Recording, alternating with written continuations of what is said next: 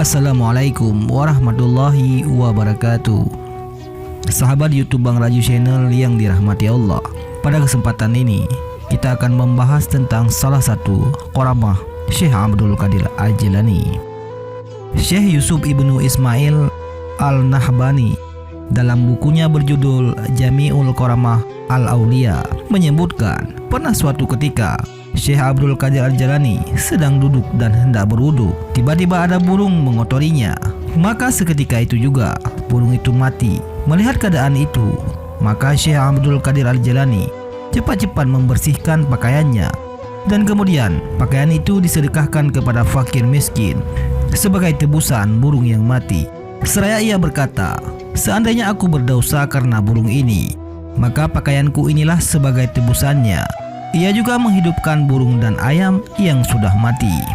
Sedangkan Abu Ahmad Abdul Hamid dalam bukunya berjudul Jawahir Al-Ansani A'la Lujain Al-Dani mengutip Umar Usma Al-Syairafi dan Abu Muhammad Abdul Haq Al-Harami mengatakan bahwa ia juga mempunyai kekuatan yang luar biasa, bisa menaklukkan musuh dari jauh.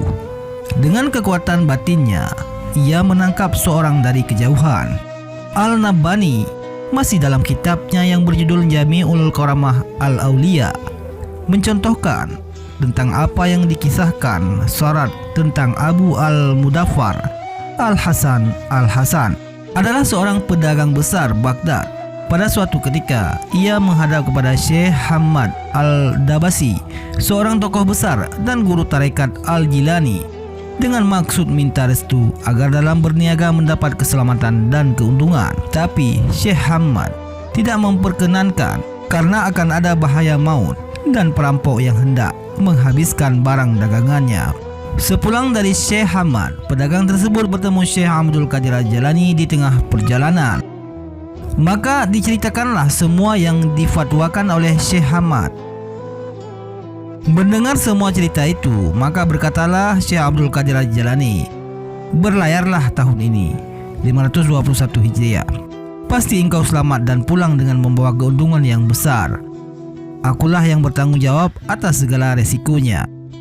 Beberapa saat kemudian Abu Al-Mudaffar pun berangkat menuju negeri Syam, Syriah. Ternyata sampai di sana dagangannya laris, berlaku 1000 dinar. Kemudian ia menuju Halb dan dikala itu beristirahat Qadi Al-Hajjat. Uang dagangannya tertinggal sampai semalam. Dalam tidurnya ia bermimpi bahwa ia dan kafilah lainnya dirampok oleh kawanan penjahat dan dibunuh. Setelah bangun, di lehernya terdapat bekas darah dan masih tersisa sakitnya gorokan pisau. Barulah kemudian ingat uangnya yang tertinggal di tempat ia berhajat. Maka segeralah ia mencarinya dan ternyata masih utuh. Dan riang gembira ia kembali menuju ke Baghdad. Sesampainya di sana, berkata dalam hatinya, apakah ia harus menemui Syekh Al-Dabas dulu, karena yang paling tua, atau Syekh Abdul Qadir Al-Jilani yang cocok fatwanya.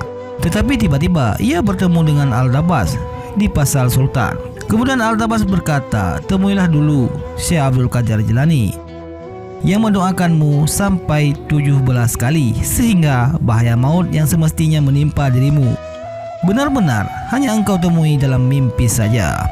Begitu pula hartamu yang hilang sementara karena kelupaanmu. Lalu Abu Al-Mudaffar menemui Syekh Abdul Qadir Al-Jilani.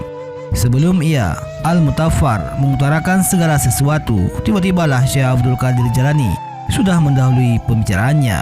Ia berkata, Al-Dabas mengatakan kepadamu bahwa aku mendoakanmu 17 kali. Demi Tuhan, sungguh aku mendoakanmu sampai 70 kali hingga kau selamat dari bahaya.